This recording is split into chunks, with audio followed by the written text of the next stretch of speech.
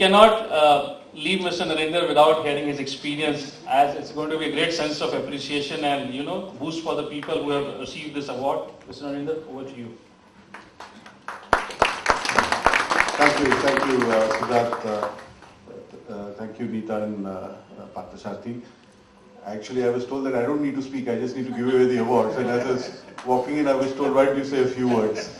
So that's an occupational hazard in my role. And, you know, at least it's on something like HR, which I can off the cuff give you a few comments. Because in Jamshedpur, where I'm based, not only do we make steel, as a famous airline said, we also do a lot of other stuff. And then sometimes I'm invited to the hospital and to talk to the doctors, and I really run out of things to say to them. You know, at least on HR, there's something I can talk about. First and foremost, congratulations to everyone who's organized this event. I think to me it's a good event, and it's great that we are recognizing young talent, because to me the most important function for the success of any organization and for leadership is actually the HR function, because ultimately it's about managing people. Unless you're working in a silo without having anyone to work with you, to me ultimately the success of organizations and of leaders depend on how we manage people.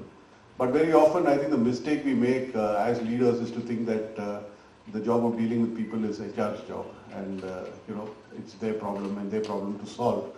And I keep telling my colleagues in Tata Steel that the minute you look at it from that point of view, is the beginning of the problem rather than the end of the problem. Because to me, ultimately, the line managers have to own, you know, the interface with the people and the, in some sense, employee engagement and the employee happiness and employee motivation and everything else. HR as a function has to support the line managers, provoke the line managers, push them, ask them the right questions, point them in the right directions. But the responsibility has to lie with the line managers. And today when we, in fact this is one of the deficiencies that I see in the education system, because you know, if you look at the MBA schools and every other place that you get graduates from to join corporates, I think very few of them have any experience dealing with people. Rightly so, because in India more than in any other country we don't value experience, you know, work experience before doing an MBA. So, like I did my MBA straight out of engineering and I had no experience of dealing with people when I joined Tata Steel. It's something that you learn as you pick up. And normally in an MBA school, HR and functions, subjects like that are seen as easier subjects to deal with than some of the quantitative subjects. And we underestimate the complexity of dealing with people. I think it's much easier to deal with numbers than to deal with people. And that is a complexity then we learn as we go. And that to me is a bit of a risk that we put ourselves in, because then unless the processes are strong, the systems are strong, you're kind of risking managing your biggest asset to people who have no experience in managing that asset. So that's why the HR function and the line management actually need to find ways to work together and look for opportunities to create an environment where people, to me, if you have an organization where people look forward to Monday morning, then I think you've done your job, right? So to me, I look for organizations like that. There is a challenge, since I was asked to talk a little bit about my experience. Tata Steel has a rich history of dealing with people well. I think, I don't know how many of you in this room know, since we are in Calcutta, I don't mind saying it. One of our units, while this HR conference, I'm also going to talk a little bit on the IR side, because we've been more famous for our IR practices, which in some sense became HR practices also. So when Tata Steel, when it was set up more than 100 years back, and we had a lot of problems in the 1920s, Gandhiji, you know, didn't want India's first industrial experiment to fail, because Tata Steel was set up saying that we need to become self-sufficient as a nation and hence a steel plant. And I don't know how many of you know, but the person he sent to Jamshedpur to deal with the union issues and to solve the problems was Netaji Subhash Chandra Bose. And he was the union leader in Tata Steel for 8 years, till 1929. And he, in some sense, mediated a very famous agreement in 1929 and between the union and management. And ever since, Tata Steel has not had a strike. So in 2004, when we were celebrating 75 years of industrial harmony, the then President of India, Dr. Abdul Kalam, came to Jamshedpur. The President of India normally doesn't go for a private corporate kind of function.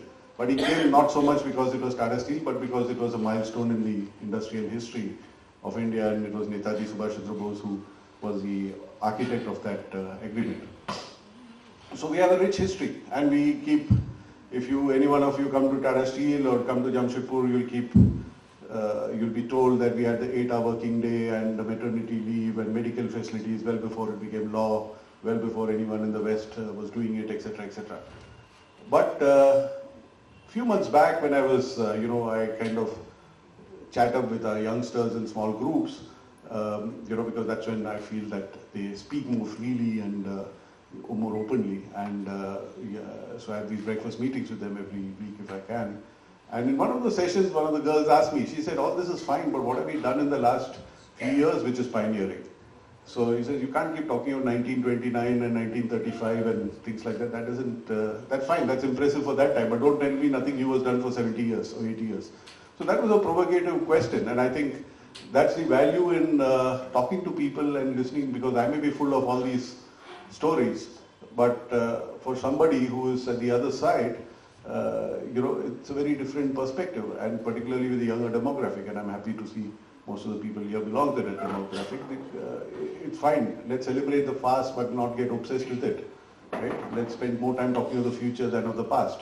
And in that kind of a context, then the question to ask myself and our leadership team is, what is it that we are doing today, which maybe 10 years later, 20 years later, if we are lucky, 50 years later or 100 years later, people will say this was done in that period. And those are the questions as leaders we have to ask ourselves. And if there are some people practices that we can bring in, and if we want to be a pioneer, then you cannot wait for others to implement and say that I have also done it. But what is it that you can do which is unique and special? And what is it that other people will follow? If you're a leader, if you're a pioneer, then the practices that you create must be things that other people emulate. So this is the question, and this is where I think the dialogue between leadership and HR becomes very important. HR is supposed to, in some sense, be the connector between the line management and the people down the line. Because for most people down the line, and I again say this in Tata Steel is about the people they deal with on a daily basis. I can say what I want standing on a podium like this, but ultimately your daily life is governed by what happens in your division or department or wherever in your team or whatever else. So the way your bosses treat you, the way your peers treat you, the way your colleagues treat you, is what is going to determine your Tata Steel experience, and that is true of all your organizations, right?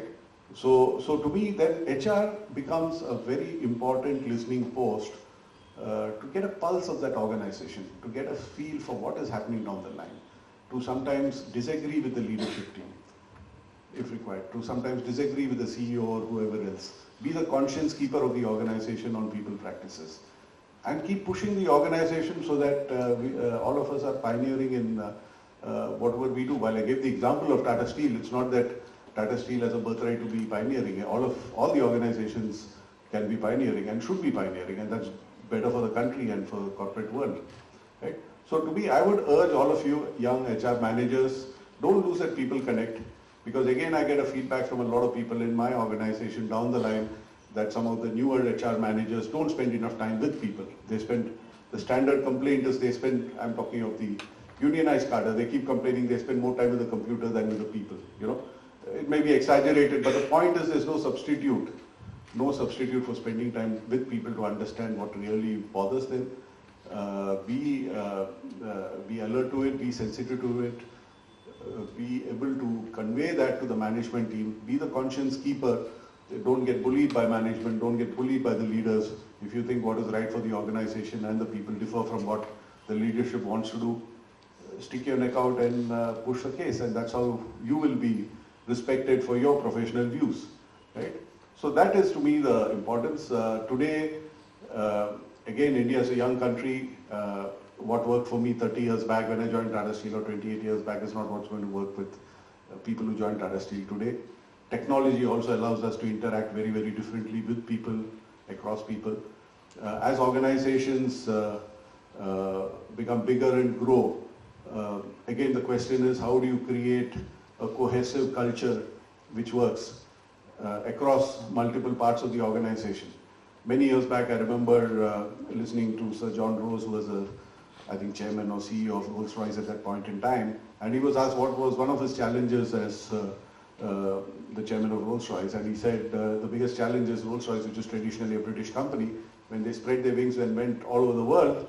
He said, we were an organization where everyone knew everyone else and the leadership team had grown up together and had offices in the same corridor.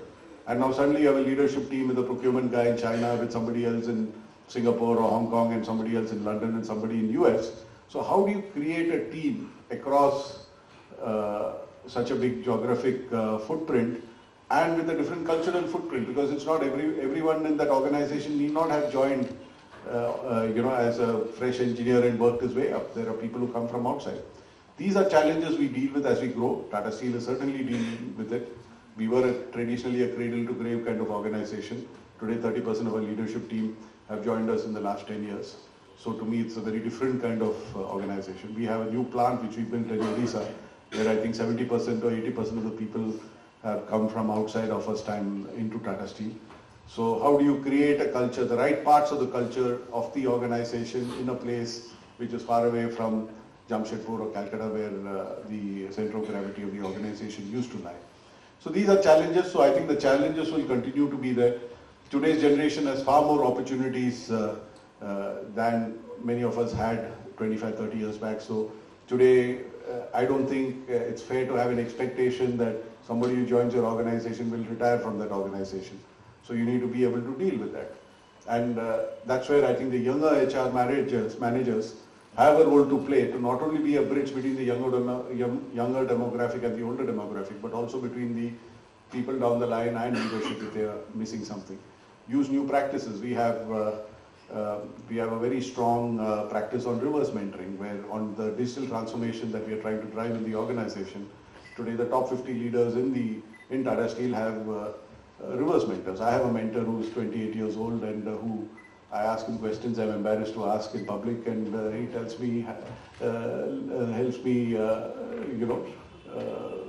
be better prepared for the digital world. So things like that. So there are different ways and different mechanisms we can use to bridge this gap, to better prepare the organization for the future, and that's where all of you play a key role. So all the very best. I think for someone who was underprepared, I've spoken for 5-6 minutes or 10 minutes, I don't know what. So thank you for listening to me, and do the best you can, and I'm sure your organizations will all be proud of you. Thank you very much.